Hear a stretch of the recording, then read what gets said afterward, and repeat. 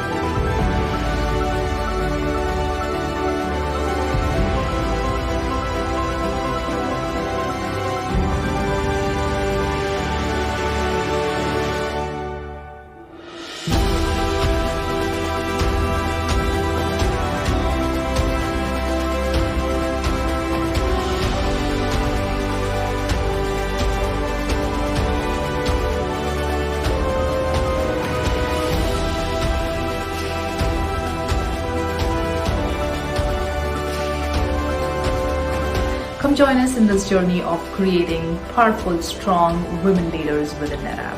Thank you.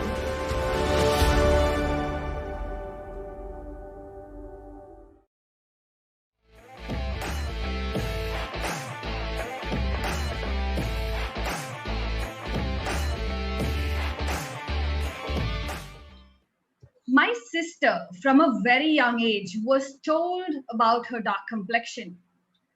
We've somehow associated fair to good and brown to bad. So say this with me: I am worthy, I am enough. Picture what it would be like to be in a challenged world, an alert world where we wouldn't have to fight such biases. We can choose to challenge and call out bias and inequality. So let's all choose to challenge what needs to change to create an inclusive world, an equal world for everyone. My name is Cheryl George. I'm a technical marketing engineer at NetApp. I'm so excited to welcome you to the She Summit hosted by NetApp. I quote Christopher Robin: always remember, you are braver than you believe, stronger than you seem, and smarter than you think. Our keynote speaker with over 20 years experience is the NetApp India HR head and talent acquisition leader for APAC, who helps build NetApp to be an employer of choice, a great place for employees to make an impact and grow. People who worked with her call her a role model. She's approachable, supportive, and a great motivator. What a delight to introduce the keynote speaker. Please welcome Protima Achaya. Thank you for the warm words of introduction, Cheryl. Hello, everybody. It's an absolute pleasure to be here and to be able to share some of my experiences and learnings through my career journey. When I was putting my thoughts together for today, I realized that everybody's journey is so unique. It's a reflection of your own realities and the choices that you make, and so is mine. From what I share today, I hope there are a few nuggets that you find interesting, possibly inspiring, but at the very least, I hope it's a good story to listen to. What is important for each one of us is to be able to own our own story. Life will invariably throw in some twists and turns, unexpected, unplanned, and unforeseen. But the thing is, how do you make them work for you? And that is your true triumph. Being a good student with science and maths being my strong suit, it was easy for me to make engineering as the choice for my undergrad course. It wasn't really the go-to option as a career for women in those days, but my resolve was strong that that is what I wanted. And so I landed up at KREC to pursue a degree in electronics and communication. The gender ratio in those days was really alarming. I mean, when I joined, we were about 20 girls to 1,200 boys. So just that crazy gender ratio imbalance brought in so many life lessons for you to survive those 4 years and be able to make a mark for yourself. And the biggest two would be to have faith in your own self-worth, to believe in yourself, and to have the confidence to be able to do something different should you want to. I was the first girl to get on stage and be part of the college band and sing. Music was always my passion, and I would have been crushed if I couldn't have done that in my college years. 4 years later, armed with an engineering degree, we came out into the corporate world, and that was also so exciting. Your first job, that first paycheck that you get at the end of the month, it made you feel so powerful and so adult. You're financially independent, you're paying for your own expenses. And then after a couple of stints in the tech sector, life brought its first twist for me. This came with marriage, and with marriage, a move out of the city, and very soon on the heels of that, a baby. So what I'd envisaged as a couple of months break where I would move to a new city, settle the home, and then look for a new job turned out to be a break for many years. But the break was my choice. A distributed family or my baby being looked after by daycare or a creche where it was with strangers, neither of these appealed to me. I knew I was stepping off my career trajectory, that the break would be long, getting back would be difficult, but I was very, very confident that once I had done with what I wanted to do at home and I was ready to get back to work, I would figure it out and find something. I was confident about that. So it made the break easier. But even with looking after home and a baby, there are tremendous learnings that you can have. Negotiating with a baby is not easy. The only response you get is no to anything you say, but you have to get around that. There was a whole amount of multitasking. There was procurement, there was materials management, there was financial planning. And above all, I think, to be able to focus on the work at hand when everything around you is so chaotic. And that's how a home is when there's a small baby around. When my son turned 5, I thought it was the right time to start cranking up the machinery to see what kind of career options were there should I want to start getting back. Diversity wasn't a word then. There were no teams in any company looking out for women who had taken a break to bring them back to the working world. So it was a free for all. You were on par with anybody else who was searching for a job. And with my son being small, part-time option was the only thing that I had. I knew my choices would be limited.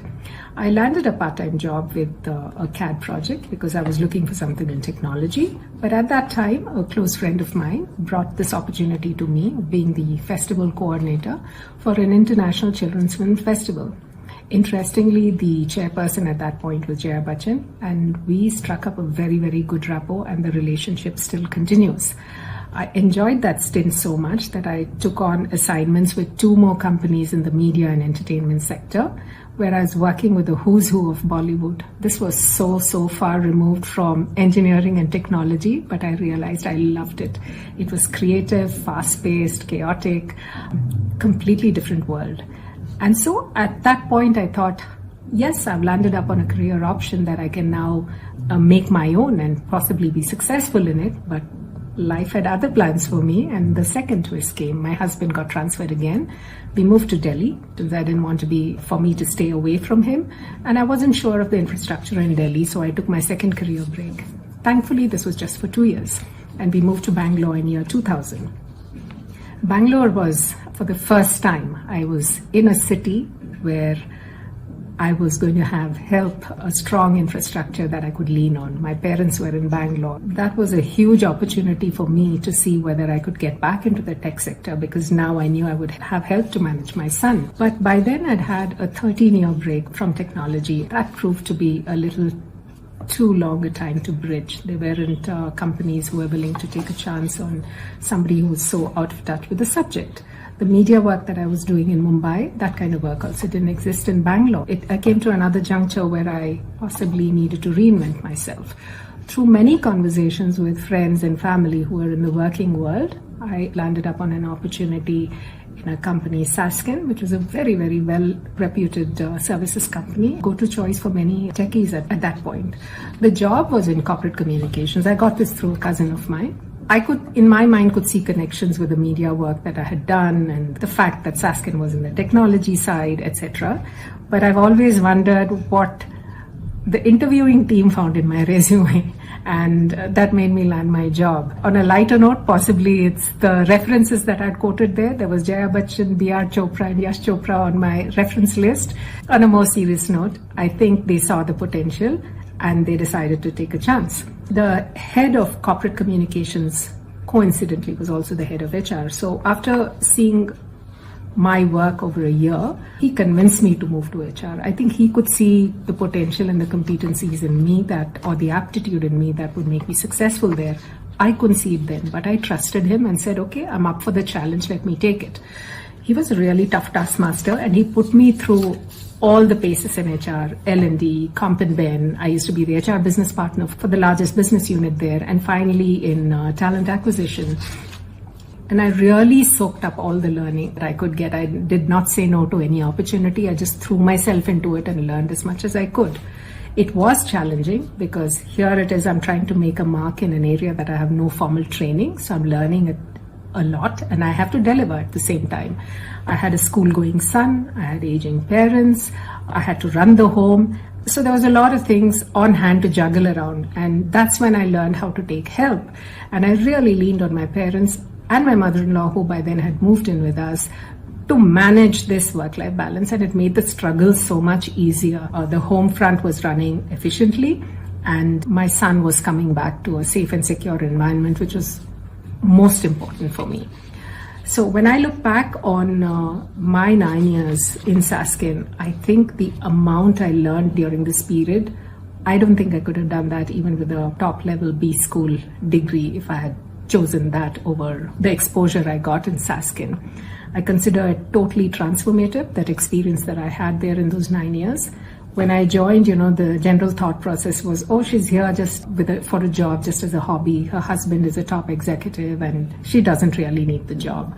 And cut to so many years later, when my boss turned around to me and said, this is the body work, this is the work that you're really capable of. Congratulations, we're proud to have you on the team. That shift in thought was a huge high for me. And I really have to thank him for my HR career, for convincing me to get into it, because I think at that point it mattered a lot for somebody to push me because my confidence was a little low. I was at crossroads, so I was confused. From Saskin, I moved to Cisco, and this was again a shift to a completely new area. It was a true blue MNC with systems and processes befitting a global company. There was again a lot to learn, very, very far from the Indian services company that I had been with. I was now leading a 22-member team. I had to deliver all this again whilst learning, and I threw myself up into the challenge.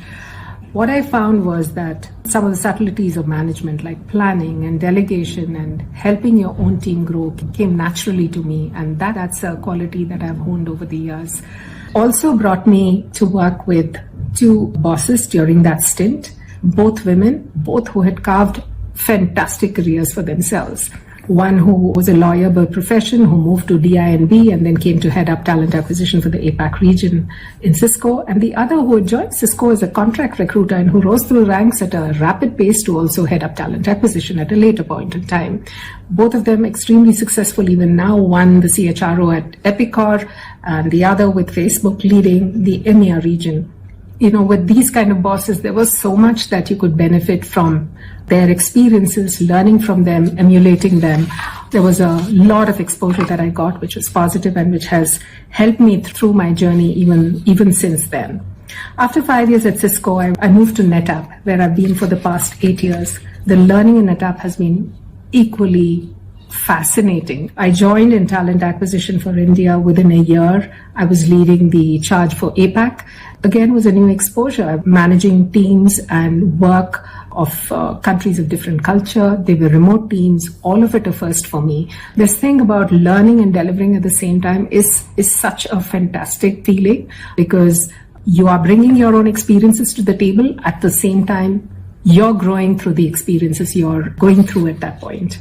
And seemingly simple problems, things that I had handled at an India level, had a little more complexity just because of the different cultures involved. So I realized that I had to think differently Even solutions that were my go-to solutions had to be rethought of just to deliver in this larger charter. NetAppWIT went through a transformation about 4 years back, and that presented an opportunity that I put my hand up for, where I led the APAC charge in a global rollout of the HR shared services model. It was a challenge that I accepted. I threw myself into it, and the exposure and learnings that I got from that, largely responsible for being chosen as the India HR head last year. And so life continues. New opportunities, new challenges, new learnings. They just keep going on. So as I look back on my career of around 30 years, starting as a fresh engineer in a defense research lab, and seeing myself now in a completely different field, to say that I never imagined this would be an understatement. If I were to cull out some learnings from this journey of mine, I'd like to highlight 3 of them. Firstly, be open to change. Jump in. What's the worst that could happen? It doesn't work the first time, but maybe it wasn't the right time, it wasn't the right place, it wasn't the right job. Don't let it deter you or don't give up. The breaks and career shifts that I had, personal challenges that were brought on by life events, they can't be wished away. What's within our control is how do you accept these gracefully, embrace them, and enjoy it. Second one is learn. No amount of learning is enough. New problems, new challenges, new opportunities, all of them help you learn new things and expand your horizon. I seek out opportunities to learn everywhere, even outside of work. I started learning the piano a couple of years back. I did a full-time bartending course. I find that as I learn and I keep my mind open to new things, opportunities just pop up and come. And the last one, networking and relationships. Recognize the potential in having connections and don't be diffident in building them. Within the organization, outside, whether it be friends or in family, build that network and then use these networks when challenges present themselves, because often the solution and clarity of the path ahead comes from the conversations you have with people in this network that you've built. So to wrap up, very often convention dictates that you go along a certain path. Don't hesitate to challenge it if deep down within you, you feel it's not right for you.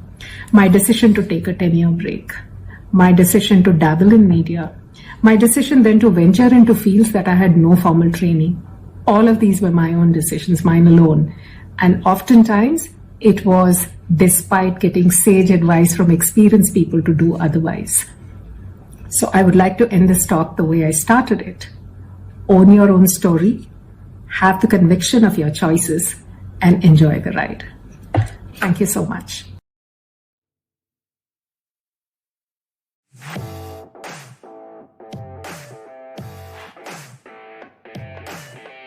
Thank you, Pratima. Such wise words. Be open to change, learn, and network. We're going to have a fun segment now. You'll see 3 of these through the course of the She Summit. So this is the fastest finger first.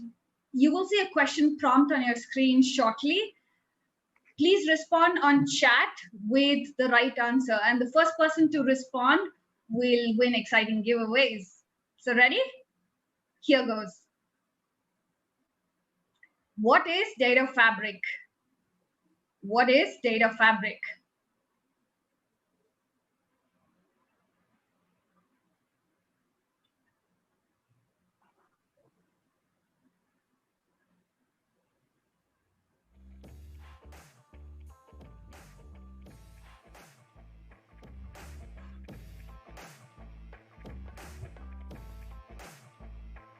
Okay, all right. Now we'll move on to the panel discussion moderated by my dear friend and colleague at NetApp, Shreya Chowdhury. Take it away, Shreya. Thank you, Cheryl. Hi, everybody. I'm Shreya, and I've been with NetApp for the last 9 years. And each of those years, these times with our panelists and our leaders have been our collective annual recharge time. So as part of the NetAppWIT community, I'm really privileged to invite Sheenam Mori. Sheenam is the Vice President, Dell Digital and APJ CIO leader. She's genuinely, passionately involved into talent and empowering people. She's also the chairperson for Women in Action and Family Balance resource groups. Alongside that, Sheenam also finds time to be a certified executive coach and is a versatile strategic product engineering leader. Welcome, Sheenam. We have Anita Iyer with us. Anita is that rare technocrat who has straddled many dualities. She's managed India and US, tech giants, as well as NGOs, and is currently holding fort as an engineering and a DIA leader at McAfee. Anita is a very strong voice in the space of women empowerment and is always willing to experiment with things that she hasn't tried before. A very warm welcome to you, Anita, as well.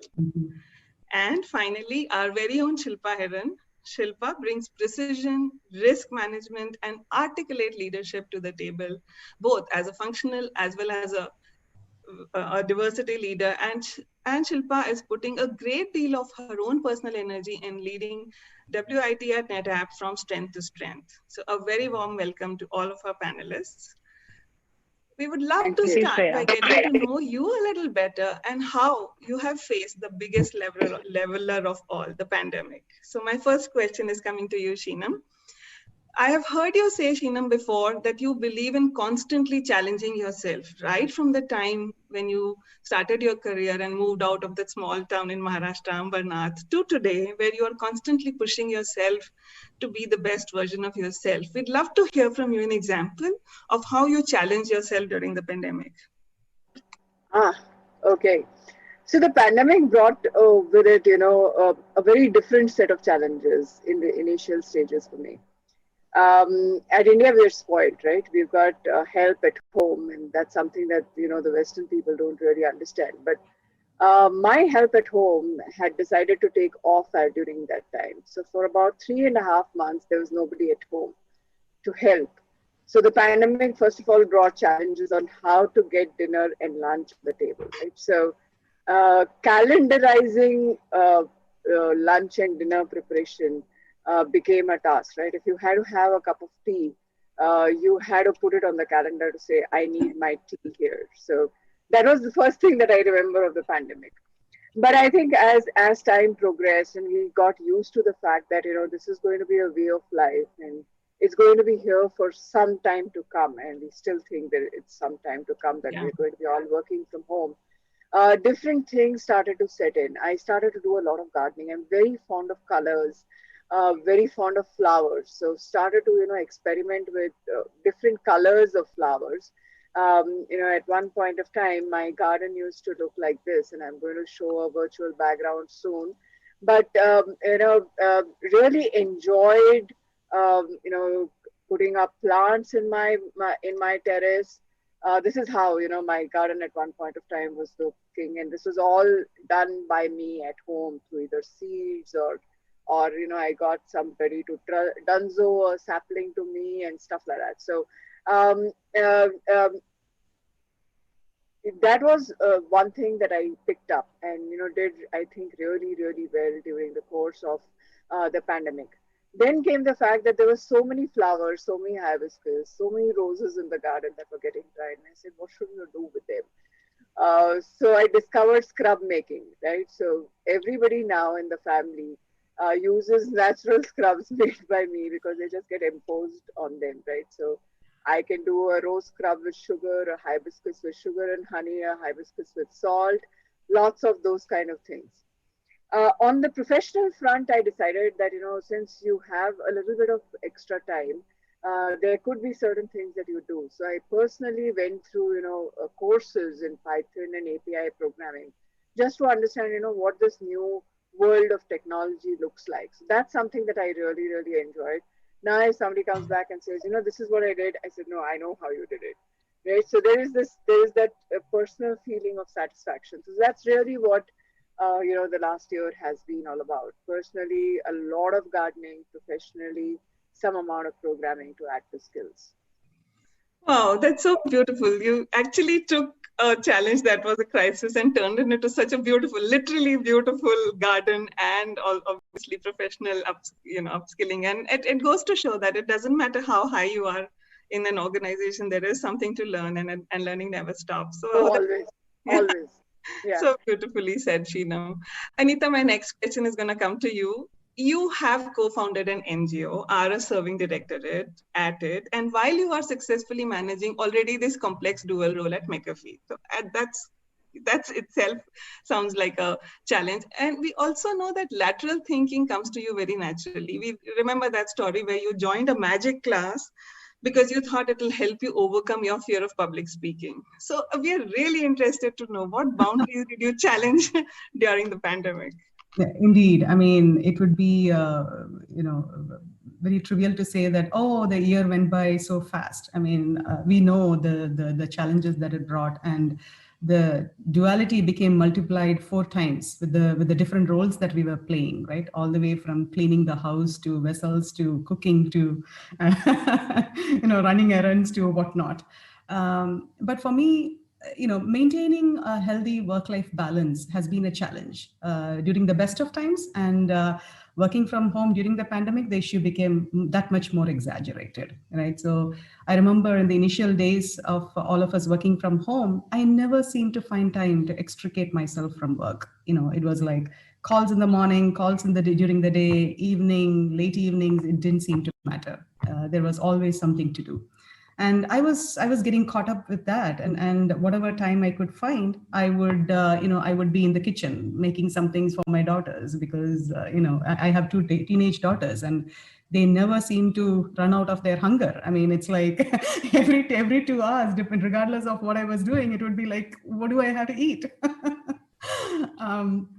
So one thing that I decided to do in the initial, after about a few weeks of this, was I decided to sort of block my calendar, right? As Sheenam was mentioning, we are all driven by our calendars very much. And I decided that all the personal work that I have to do also need to be plugged into the calendar. So I decided, did just that. And, I ensured that I stepped away from my desk to have lunch with my daughters. As any mother of teenagers would tell you, they hardly have time for you during the day, right? And I forced them to sort of sit at the table with me, have some conversations. As a family of 4, we sat down and did that diligently through the year. And I also blocked out time in the evenings for my yoga sessions. And that's something that I've been a yoga practitioner for, I would say, 16, 17 years now. And that helps calm me down. And it also gives me that mental peace that I need to. It's sort of like a reserve energy that I go back to draw from whenever I'm feeling drained out. So the me time that I carved out during the day, one, it has allowed us to come closer as a family more than ever, right? With the children growing up. And it will be a precious memory that I will hold on to whenever we go back to, going to work from office and so on and so forth. So that's something that I feel, I think, that was a right thing to do, thinking back. Yeah, that's so beautiful, finding joys in simple things and realizing that, we can enjoy that irrespective of what's going on around us. It's so beautiful, and thanks, Anita, for that perspective. And now coming on to you, Shilpa. Shilpa, you are a board member, you're a director, you are a mom to 2 young ones. And we know that you have an artist in you who never tires of painting. So what was the toughest part of the pandemic for you, and what did you learn? I think I echo with whatever Sheenam and Anita has said. Just finding time for yourself was the biggest challenge. And, Anita, as you said, your teenage daughters can't stop at any time eating food. So does my toddlers. They're always ready to eat. Every 10 minutes, Mama, I'm hungry. So, and being at home just suddenly increases expectations from everyone around the family, right? Because your kids are seeing you around, there is more demand towards you. Because your spouse is seeing you around, there is, suddenly let's just cook something different today, or whatnot. So there is so much more. There is a Zoom fatigue going on at our official level, right? So there is so much pressure or expectations that come out of you being that center of the household. I think it was unimaginable for me that I would go through this. But having said that, finding that time and honoring your personal self, giving time to your personal self so that you can give more to others is something that I learned now, I think, which I don't think I ever did before. So, finding that 5 minutes to do a meditation, a 10 minutes walk around the corner, or just, close out the room and not being on a Zoom meeting. Just be there to do nothing, just watch out of the window. That itself is so calming these days, right? So that's something that I really learned this time, is to, honor your needs and, don't think that you're selfish. You need to do something for yourself. That was my biggest learning from the pandemic. Oh, wow. That's beautiful. And I think we can take your honor yourself as a, capture statement for everything. It doesn't matter what dimension it takes. Right. Whatever you feel is an expression that helps you feel that, find that space. I think that's beautiful. Yeah. So thank you so much, Sure. Anita, Shinam, and Shilpa. As we are speaking, our dear audience, to these super successful engineers and leaders, it may be interesting for us to see if we actually remember our history. So here is our second poll question coming for you. And the question is, who was the first women engineer in India?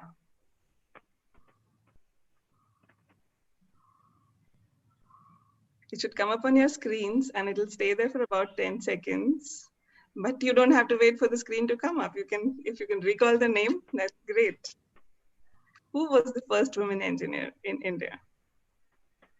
We have 4 options. You can choose anyone.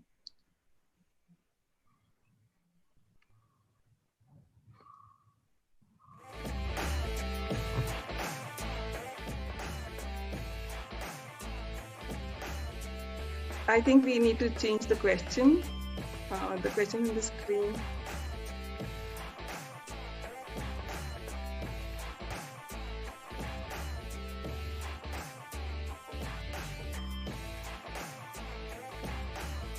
Okay, we'll move on. So the question was, who was the first woman engineer? And I think we had a little bit of a glitch, but we'll come back for the answers. Moving back to our panelists. We've all heard of sponsors and coaches and mentors, and we have had our own personal experiences, how having mentors and coaches in the system and outside can help our own careers. If we expand that thought of having a support system, professional allies are equally important, but not as often discussed. So my question to you, Anita, is that if I'm an individual contributor, I'm an employee in an organization, what can I do to build my own support system? How can I start with allies? And is there something that I can expect the D&I formal ecosystem to provide for me? Sure, that's a great question, Shreya.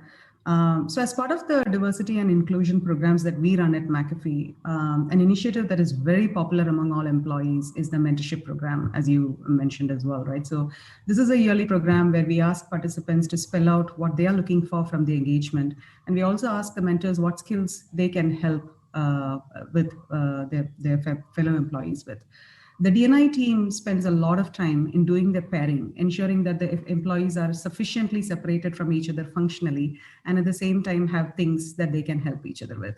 So in looking for allies, I would highly recommend taking on mentors who can help you in polishing your skills and point out areas where you can become better at without being judgmental. Being employed in the high-tech industry, I always tell young engineers to never hesitate to speak up, to reach out to someone you admire or want to learn from or want to become one at a later point of time, and express yourself. Nobody can say no to a politely worded email asking for 30 minutes of your time with the right reasons. That can be the first step in a relationship that can span over multiple years. We have to be fearless in wanting the right network and work hard to get it right.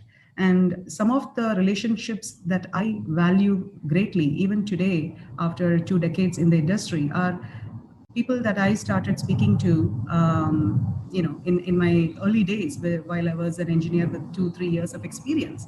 And, these people, these relationships that you foster will come a long way in helping you through your career.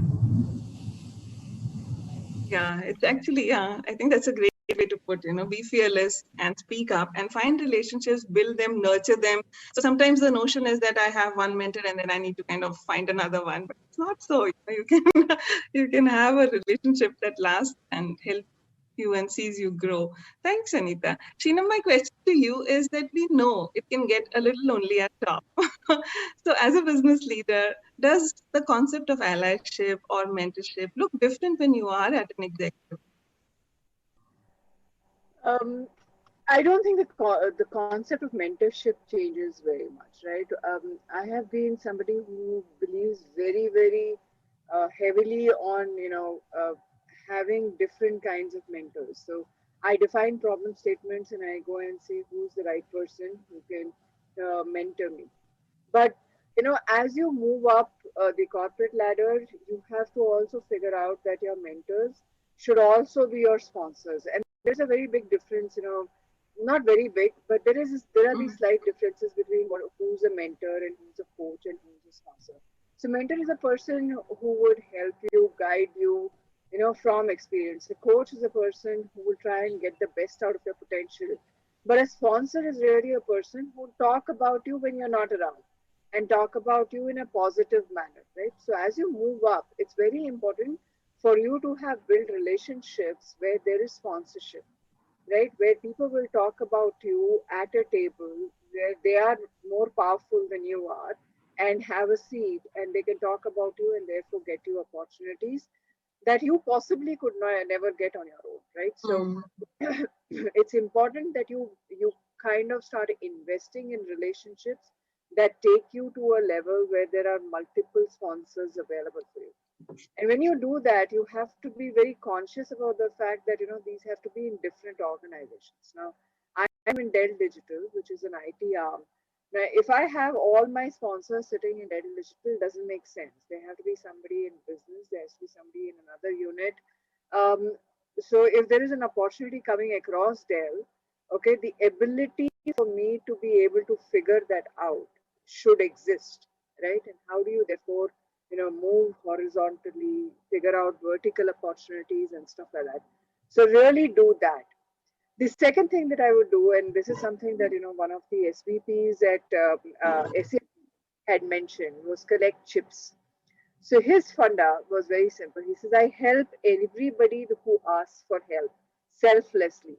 In doing that, what I do is every time when I help them, I collect chips from them, and my bank is getting full of chips. The day I need help, I will go and redeem that chip. But I never expect anything for help that I give. And I thought that was a beautiful piece of advice that he gave all of us. And that's something that I try to do, right? Help people without asking for anything in return, without expecting anything in return. Because when you really need that help, people will be obliged, to give that to you. So invest in relationships, help people, and continuously try and see who else can be your sponsor. At any point of time, I have at least 4 or 5 mentors and sponsors, both internally and externally in an organization, and I cherish those relationships. That would be my advice. Wow, thanks for sharing so openly and so, kind of genuinely how you can use this relationship strategically to grow your career. And I think everybody loved the concept of help chips. Yeah, thanks, Shinam. And I'd like to ask you, Shilpa, another question on the same note. This concept of allies can help women grow. That makes sense to all of us. But could you please share, how can one identify the right allies? What can you expect them to support with? How do you take the first steps if I'm just beginning in that exploration? Sure. And, to start with, I'll say there are many forms and definitions of allies. And as both Anita and Shinam have touched upon a few of them, I will say we are socially conditioned in a way that women feel less deserving than men, which sort of creates a gap of entitlement that impacts not only our careers, but impacts our personal life as well. And this does not mean that women are the problem or are less ambitious or are less skilled, not at all. It just means that, historically, the societal expectations, the family mental load, the opaque corporate system just makes it harder for women to rise to the top. And these problems have been persistent through the decades, right? And that is why the role of allies is extremely important. For me, an ally is someone who can help me push the boundary and break the barriers, right? So having a strong woman community to lean on, your spouse to equally take care of your household chores, your kids letting you go to an important meeting when they're trying to do their homework on their own, your manager who empowers you to make decisions, your colleagues who see you beyond your gender, your parents that help you or let you fail and tread your own path. To me, each and every one of those allies, what is really needed is we just have to be ready and open-minded to take the help in whichever form they're there to offer to us. So it's very important to be open-minded. The role of allies in a woman's life for me is to motivate and to nurture that hope that, you can do it. You can do it. And talking from the perspective of corporate world, allies sometimes walk with you, sometimes behind you, and sometimes ahead of you to help you chalk out that path for you. They're just there to boost your confidence, right? Nobody is going to, change your skill sets or anything. They're just there to boost your confidence, to give you that hope. And personally, I have myriads of stories around, how an ally has helped us as a team to reach to the next level, or how an ally has helped me as an individual to reach at the next level. Women raising other women is the need of the hour. Sisterhood is a reality now. We really, really need women raising each other. And, if I were to say at NetApp, we have such a strong women in technology forum globally that you can leverage and connections across the globe for anything, just for anything, right? Both personal and professional help. We have men being part of our WIT core team, driving the agenda of diversity and working for the cause of women empowerment. That to me is the strongest form of allies, when you just not only just believe in the cause, but you actually act upon it. And last but not the least, tone at the top. Tone at the top is so important. When leaders are your allies, when leaders believe in diversity, not just of gender, but of thoughts, of various backgrounds, of letting you raise your voice. When leaders support that cause, I think that clears the path for everyone to follow, and each one of us to help each other, men, women, any gender, any location. We're all there to help each other when we really want to invest our time into raising each other. Wow. So that's beautifully said. And I think that you can find allies in all shapes and forms across your life. But I think the statement I'd like to underline is find allies in your women friends and colleagues. I remember someone somewhere said that there's a special place in help for women who don't help other women,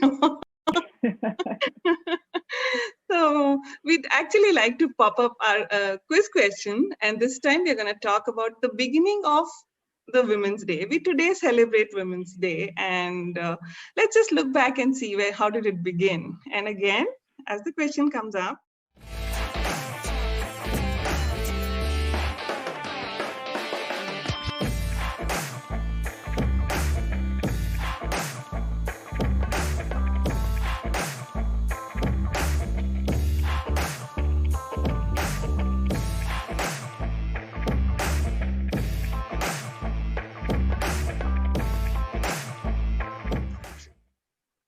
okay, so here is our question. I think we answered the Women's Day question before. So we have the question, who was the first women engineer in India? And we have 4 options. You have 10 seconds to take your pick.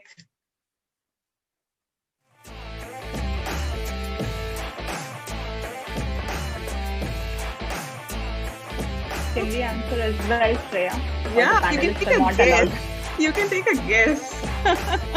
We wouldn't tell you if it was right or wrong. Shilpa, please guess. I know, it's just like, no, I'm just saying 3 of us are one race.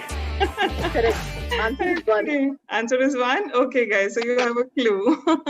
Okay, so let's move on. And I'm going to talk about,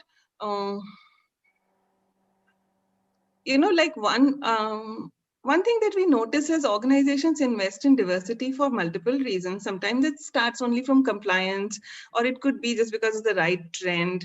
And very few organizations genuinely believe and invest it in for the right reason. So how can we ensure that this does not stay as a buzzword, as a tokenism, but it actually takes the right maturity? So I would like to ask you, Sheenam, a question on how can we prevent inclusion and diversity becoming a buzzword that leads to fatigue? People get tired of listening to the same word. I think that's a good question. And I think when we were just talking about diversity, right, and organizations, I think about a decade back, were focusing on, how do you do promotions for women? Can we hire more women? And it was really a discussion about diversity. And that kind of led to a culture where men started saying, maybe I just should have been born a woman, right? And women started to say, am I getting this because I am a woman? I don't know whether it's about my capability and stuff like that.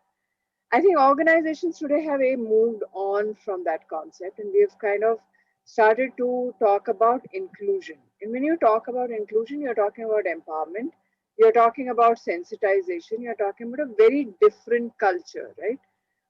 And most organizations that I know of, and I can speak very closely about Dell because there's where I am, right? This is something that's top down. You see it to believe it, right? Leaders have to walk that talk, and it has to be not words but actions, right? When you see that, okay, from the top, when you see Michael investing in diversity for his own team, when you see that getting cascaded across, then the culture starts to get it. When you see organizations start to build policies that are sensitive, right? They're not because, oh, I need to have a creche in my campus. Policies that are sensitive to women, then you start to see inclusion happening. Yeah.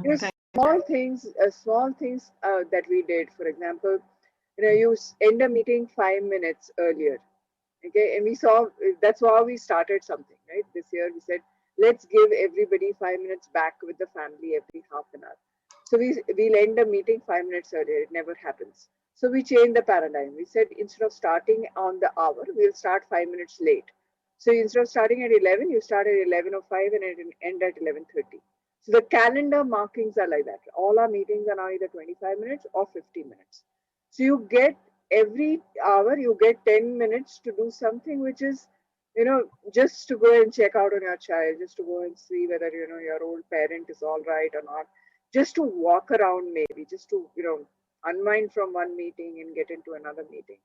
So those are the kind of things that I think women really enjoy. That kind of small things which are, where organizations are listening and then responding. I think those kind of things that kind of showcase inclusion. So true. We think that only big moves can actually help, but sometimes it's these small little things that add up and stack up. Right. So I'm getting a little conscious of the time. So I will ask Anita, you a question on, we've all heard of this imposter syndrome, and we would like to hear from you an example of when you experienced it, and what would you like to share from that? Sure. I've seen someone go through it, and I can walk you through an example of what happened. So years back, I hired a development manager in one of my previous jobs, and who came across in the interviews as a great person with the right skills for the job. She was working as a tech lead and was an internal transfer from a different BU, and I was looking forward to working closely with her. In the early days of her coming to our group, we had to roll back a release that she was responsible for due to quality challenges. I'm sure the engineers in the audience can figure out how challenging that situation would have been. The team had not anticipated regressions in certain areas of the code, and during the postmortem of the issue and after, I saw this candidate's confidence dip. And she seemed to draw into herself, right? So she took the blame on herself for the team's slip up. And during my next conversation with her, I asked her about what was going through her mind. And she opened up about failing the team, failing the organization, and failing me, who had selected her through the interview process and brought her in. And she felt that she was not yet ready to become a leader. And she felt she was more comfortable doing the job that she was doing earlier. And that she should just go back and continue as a tech lead. So I had a long conversation with her and continued to do so over many weeks. And the gist of the conversation was really making mistakes is an inherent part of the learning process, and it is part of every person's career. We never learn if you have never made a mistake. Right. And, going by what Henry Ford once said, failure is only the opportunity to begin again more intelligently. Right. And instead of being yourself, instead of beating yourself up for falling short, do what players in losing sports teams do. Right. So they pick up themselves, they look at what the opponent has done better and train themselves to make it perfect the next time around. So the key thing that I would tell people is to not lose confidence in yourself, right? So self-confidence is the foundation of your career. And the more you chip away at it, the weaker you become. Yeah. And I'm going back to the example. I'm also happy to say that a few years later, this person is now an accomplished director of engineering at a very reputed firm, and very happy and confident with the role that she essays. So that's one example that I leave you with, to make sure that you never lose confidence in yourself. Thank you, Anita. Self-doubt can, creep up on anybody, but it's we just need to figure out how to handle and build successes so that that voice reduces. Thanks, Anita. Team audience, we are tabulating who our winners are, and we will share the names of the winners. Stay tuned. I would like to now invite Jyoti. Jyoti is a leader who genuinely believes in learning from his own life's experiences, and he makes lessons of those that can be repeatable and replicable to others. Yeah, Jyoti has the largest women contingent at NetApp and in a diverse team that everybody loves him. And he's personally led inclusion efforts, has always had great retention in a complex and demanding organization. And a lot of people will consider Jyoti an ally, not only at work, but also by his wife, who's a very successful leader at Accenture. So Jyoti, please. Thanks, Shreya. It sounded very, very nice as well. I think it's a great introduction. I think, first of all, Shreya, thanks for moderating the panel discussion. It was really, really wonderful and impressive. As Shreya said, I'm a big proponent of inclusion and diversity. In fact, this year at NetApp, I have been nominated to the corporate Diversity and Inclusion Council as well, which is quite prestigious at NetApp. So I think that is a big opportunity given to me to really, really make an impact too. So with that, I think we have come to the end of the session. So I would like to really take some time to really extend my thanks, as well as extend thanks on the behalf of NetApp. I think I'll start with Shinam. It was so impressive, Shinam. First of all, let me start with learning. I think this is the key. Given the pandemic, one can really decide to really crib about it, whine about it, or really get stressed about it. But I think finding the opportunity and leveraging that, focusing on learning. And I was really surprised when you talked about spending time learning programming. I think being an executive, spending time on that, that shows the mindset, which connects to your other point, always taking up challenges as well. I think that's the thing to really highlight as well. It's not easy. Of course, for women, it becomes much more difficult. That's the reality in life as well. Point is, as Stephen Covey says, instead of really focusing on a circle of concern, rather focus on how you can expand the circle of influence. I think that's what you have been doing as well. And no wonder what you are who you have become, right? So the other one I was really impressed with is picking up a habit during this period. You picked up a gardening. By the way, me and my wife, we have picked up the same thing, by the way. We had moved to a new house, and pandemic struck, and we were wondering what we should be doing. And we picked up the gardening as well. I think picking up a good habit where it allows you to really stay connected with the nature and really gives some time to really energize. I think that was another thing I picked up. And next one, I think very wonderfully said, health chips. I think Shreya highlighted that. I would like to really highlight that. Means, though you pitched it in a very nice way, but point is, I think finding a sponsor is very, very crucial, not only for women, for anyone to grow in life as well as career, by the way. If someone else who has traveled the path has got more influence, doesn't talk about you, then it is very hard to really make our own impact individually. That's why it is critical to really identify sponsors and then really build a relationship and learn from them, as well as really leverage that help chip, right? Thanks, Shinam. Thanks for those wise words. It was very impressive as well as inspiring. Thank you. Thank you. Welcome to Anita. I think quite amazing as well. I think this is a couple of points she touched upon. I have picked up few as well. Pre-pandemic and in pandemic, it was very crucial to practice. That is about the time management. We talk about read a lot of stuff, but what she talked about is time blocking. which was crucial during the pandemic, where the personal life and professional life was getting mingled. And more, same with me, I lead Asia Pacific customers support and services, which is very difficult to get disconnected. And on top of that, I report to the headquarters, so late night, late evening calls. So when you disconnect, right, that's why I think time blocking was crucial. I think I had learned that. I have been practicing. I see the value in that. I think this is very practical advice what she has shared. Anita, thank you for that. And she talked about one more thing that is called yoga. The other way, when I look at, I think the way we have been working, taking responsibility of multiple things, it is critical to really find time to re-energize ourselves. To do that, I think any workout or yoga, in this case, Anita highlighted yoga, I think that helps to really re-energize as well. Like Shinam had talked about picking up a good habit, right? And next one, I think that is absolutely in line with what Shinam said, building up relationship as well as networking. And of course, through that process, one can really find sponsors who can really vouch for you and help you, guide you, and really provide adequate support to get to the level or life stage where you want to get to. Lastly, I think she talked about self-confidence. I think it's easy when we really try to do many things. It's easy to say that pick up new challenge, push your boundary, but guess what? It's evidently at any stage, if you're doing something new, most likely one will fail. But that point in time, it is crucial to really retain this self-confidence. And very nicely, she talked about it with that example. Anita, thank you so much for those nuggets of advice.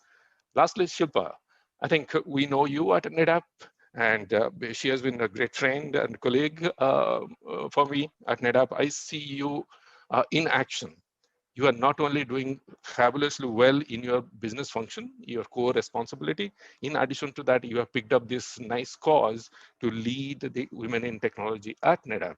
And it's not easy for sure, right? So we don't get time to do our work and personal stuff. And in that mix, you have really picked up this cause, as well as you are doing it so nicely. Thank you, Shilpa, for so much for doing those work.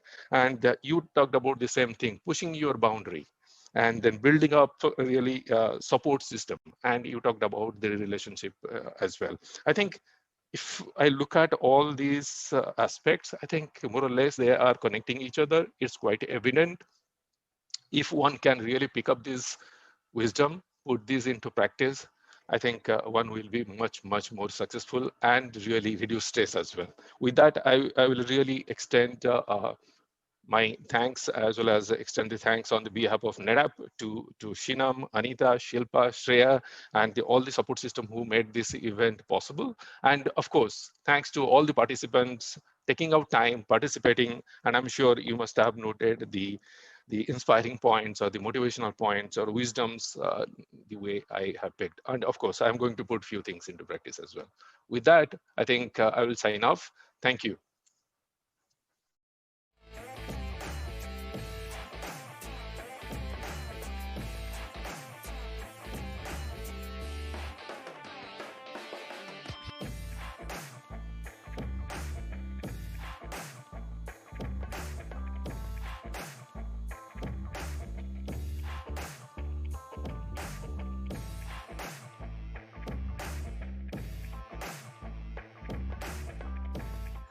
Thank you, Jyoti, for that nice summary of the conversation. It always helps. Repetition is the key. So we have some audience questions, and I will start with that. And the first question is for you, Anita.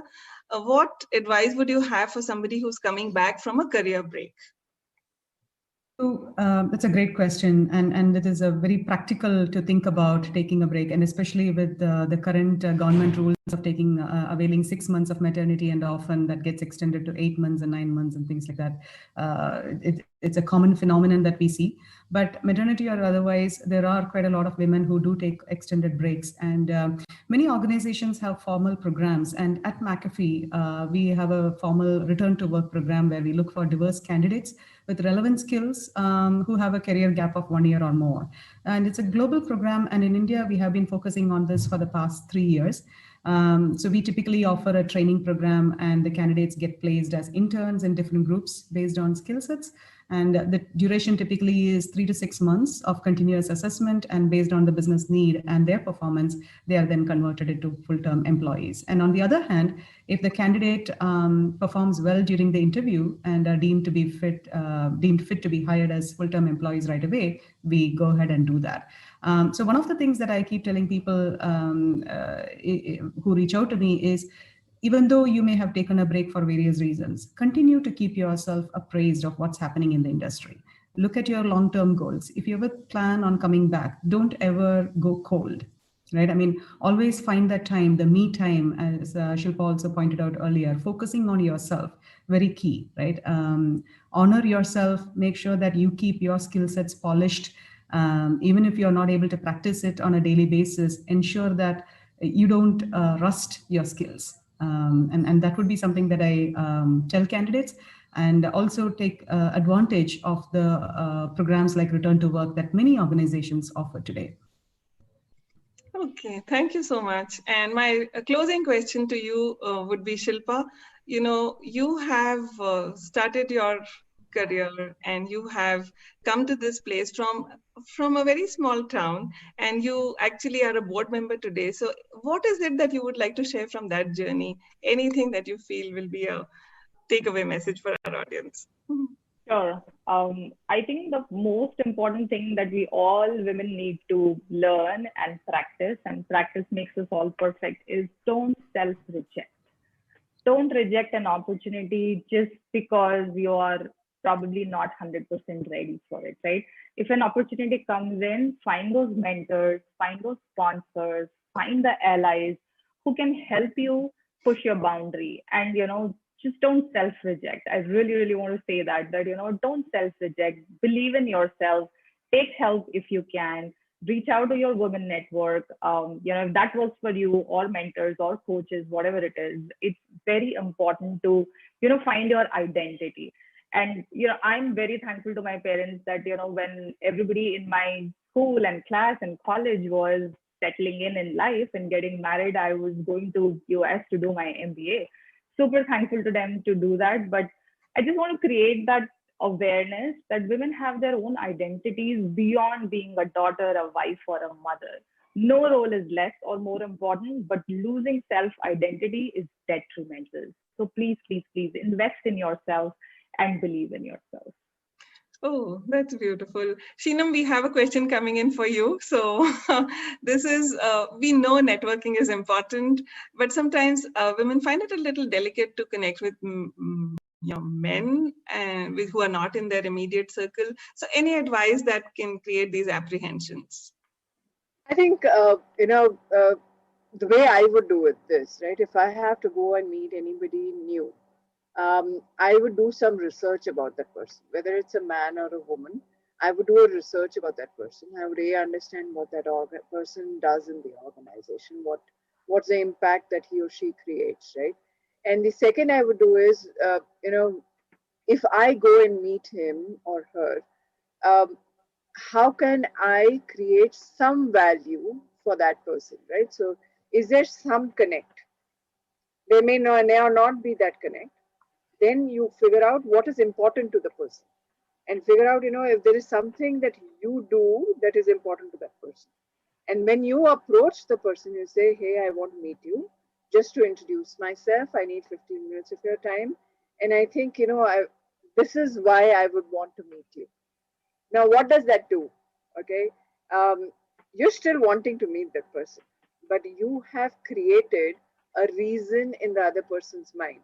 The other person gets a feeling that there has been some research done, some study done, some time has been spent, and effort has been done to make this meeting happen.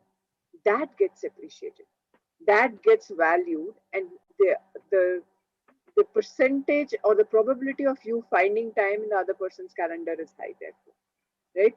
Why do you want to meet me, right? Like, I met somebody at a workshop in the US, right? And I was totally impressed by him. So I sent him a mail in the evening. I said, this is what I liked about you. This is what you said. And this is why it appealed.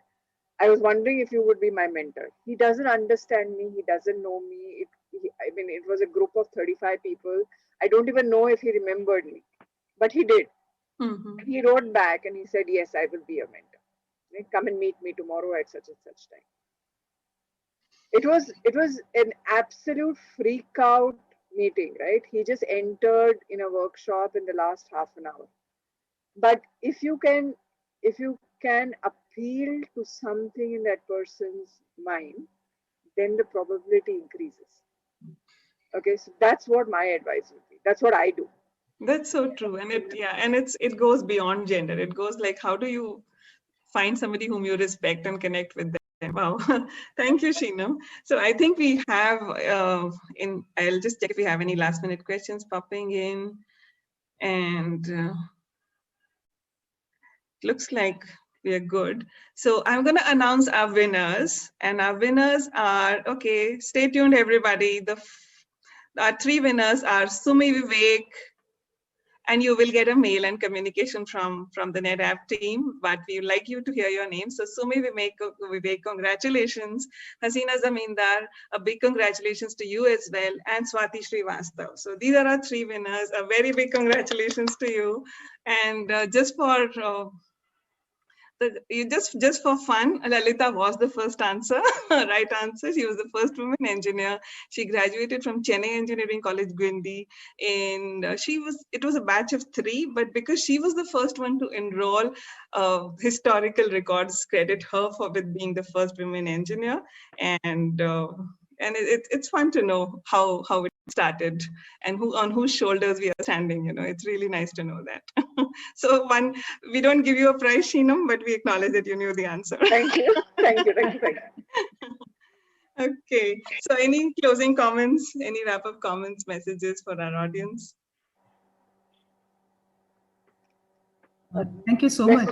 It's a fantastic opportunity, and I learned a lot interacting with the fellow panelists and hearing the keynote earlier.